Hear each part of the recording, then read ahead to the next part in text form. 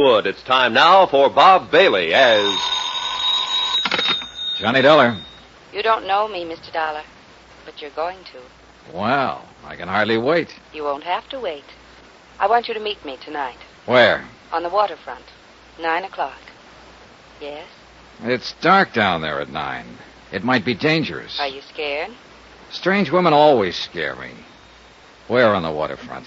Pier 29. That's where the Molly Kay was birthed before she sank. Molly Kay was my mother. Meet me at 9? I don't know. Blind dates never work out for me. I'm always sorry afterwards. You won't be sorry this time. Is that a promise? That's a promise.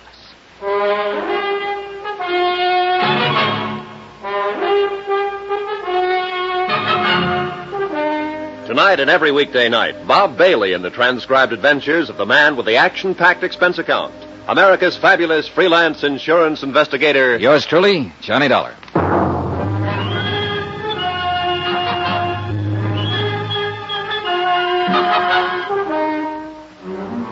From Special Investigator Johnny Dollar, present location San Francisco, to the Home Office, Marine and Maritime Casualty Limited, Hartford, Connecticut.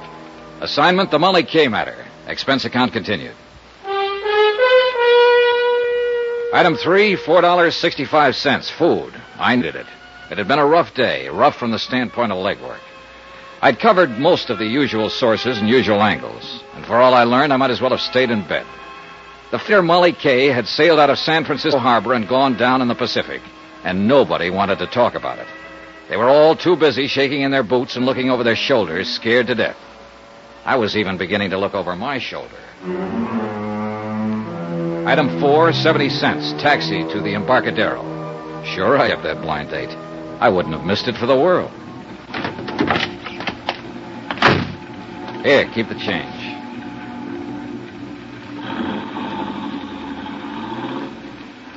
It was dark and lonely along the waterfront.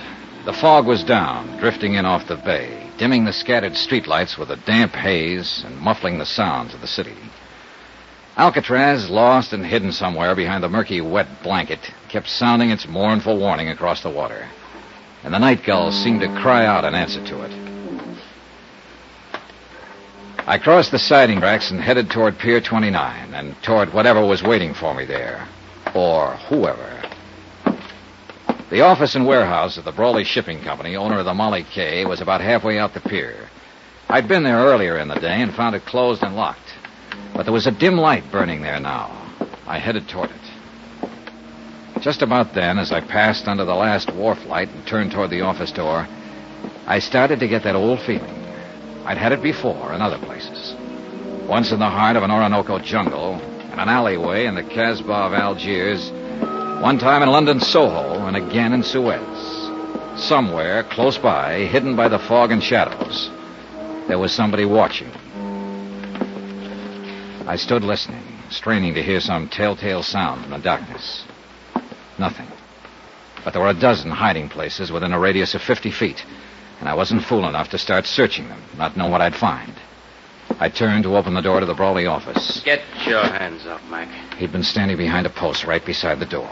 Okay. Now, what are you prowling around here for? I was restless, couldn't sleep, and I loved that foghorn. Wanted to get close to it. Knock it off, wise guy. This is a gun in your back, not a peppermint stick. Oh, don't say things like that. I faint easy. One more smart crack at... Wait a minute.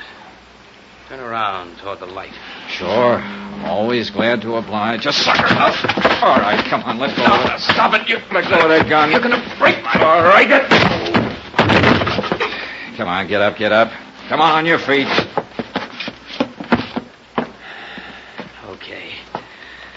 Okay, Dollar. So they're right about you. You are tough. Is that what they say?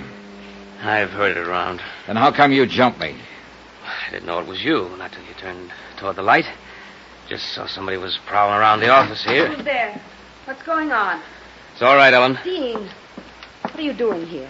I could ask you the same thing. Why, I just came down to do some work on the books and... Oh. This is that insurance investigator, Johnny Dollar. Yes, I know. What do you mean you know? I asked Mr. Dollar to meet me here tonight. Why? What are you up to? Nothing. I wanted to talk to him, that's all. Down here alone, at this time of night? Dean, suppose we talk about it tomorrow. Okay. That's the way you feel. Not a matter of how. We'll discuss it tomorrow. All right. Oh, the gun, Dollar. Do I get it back? Oh, sure. Here you are. Don't let anybody take it away from you now. Don't worry. They won't. I'll see you tomorrow, Dean. Yeah. Yeah, sure. Come in, Mr. Dollar. I followed her into a suite of offices that were a lot plusher on the inside than they were on the outs. Mahogany paneling, leather chairs, rugs, sofa, an open fire burning. Small, but cozy, like the girl herself. So we talked. The weather, the fog, the weather yesterday, how we like San Francisco, sparring-type talk. Then finally came the tip-off that we were going to get down to business. Would you like a drink, Mr. Dollar? I poured scotch for both of us, and the clink of ice served as opening bell for the first round. Mr. Dollar sounds so oddly formal. Do you mind if I call Johnny? Johnny it is. And you? Ellen Brawley. I guess I am a little slow in introducing myself. But it upset me. Dean being out there, I mean. And acting the way he did. You're Captain Brawley's daughter. Yes. As I told you on the phone, Molly Kay was my mother's name. Father thought the world of her. It broke his heart when she died. Later, he named his ship after her. And now the ship is gone, too. Yes. Ellen, what about this man you call Dean? How does he figure in this? Dean Sutton, he's an exporter. I've known him for some time. He's not usually the way he was tonight. Jealousy always makes a difference. Jealousy. Sure, it's stuck out all over him. He just does business with my father. It was his cargo that sank with the Molly Kay. Grain, bound for Japan. Oh, I see. I've gone out with him quite a lot, but he takes far too much for granted. I'm a free agent, Johnny. I call my own shots. Yeah, I guess you do. So tonight you call me. I heard about the hearing. How you questioned my father. Accused him of sinking his own ship to collect the insurance. I didn't accuse him. It amounted to that, didn't it? I said I was sure somebody had done it. He put the shoe on his own foot before I even had it out of the box. What makes you so sure? Oh, a lot of little things that don't add up. What little things don't add up, Johnny? Oh, this and that. Did you know your father put a heavy mortgage on the Molly Kay 7 months ago? How did you find out? Bureau of Records, Maritime Division. Know when the mortgage comes due? Next month. He had to install new boilers. That's why he did it. And he'd have been able to pay it off after this last voyage. He'd also be able to pay it off after he collected the insurance and have a lot left over. You're wrong. You don't know my father. No, I don't. Do you know who holds that mortgage? A woman named Lu Tang. That's right. Better known as Shanghai Lou. She owns a nightclub up in Chinatown.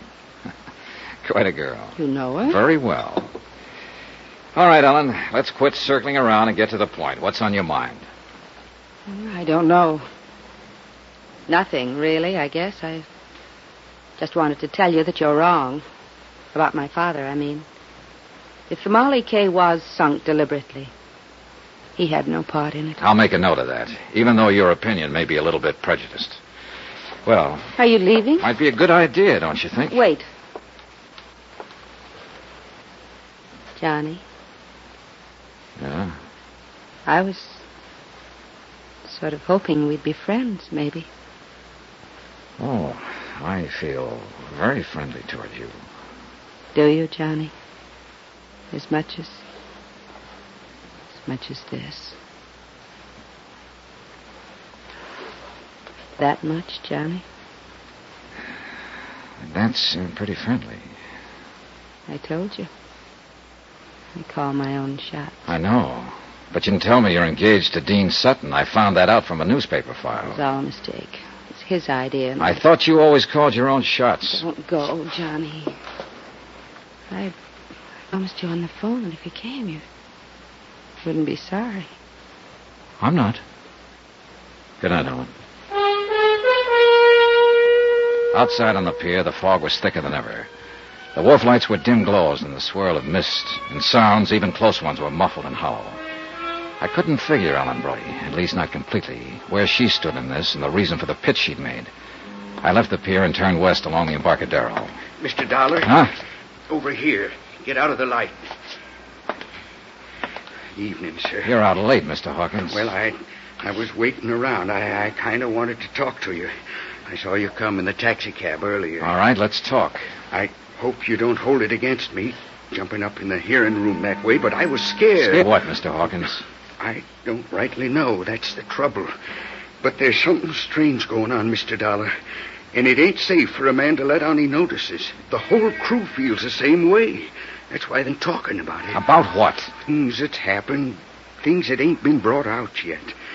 And I wouldn't be talking neither if Bill Mack hadn't been a mighty good friend of mine. Bill Mack. He was one of the 2 men who went down with the ship. That he did. May he rest in peace. But you're wrong, Mr. Dollar. There wasn't 2 men. Bill was the only one. What? That Chinese steward, Benny Wong, he didn't drown.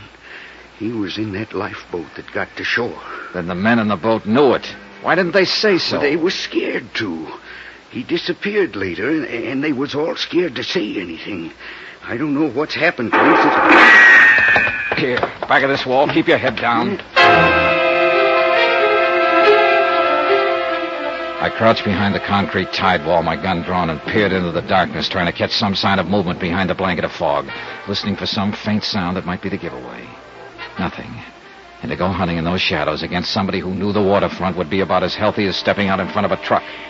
I gotta get out of here, Mr. Dollar. I gotta get away from here. Hawkins, wait! I ain't doing any more talking. And it won't do you no good to ask. They know every move a man makes. I got nothing more to say. All I want is to stay alive. So that was that. Fear again. He was scared to death.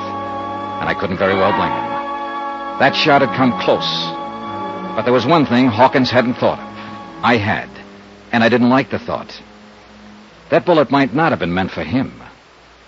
It could have been aimed at me.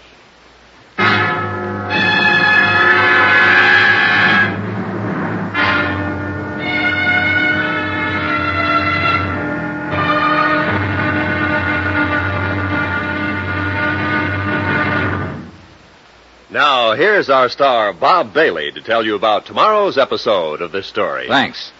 Tomorrow night we find out that a dead man can tell a tale. It all depends on how he died. Join us, won't you? Yours truly, Johnny Dollar.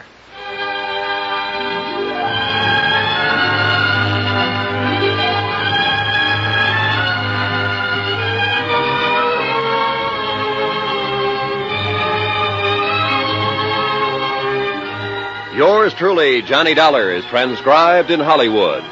Written by Les Crutchfield, the entire production is under direction of Jack Johnstone. Be sure to join us tomorrow night, same time and station, for the next exciting episode of Yours truly, Johnny Dollar. Roy Rowan speaking.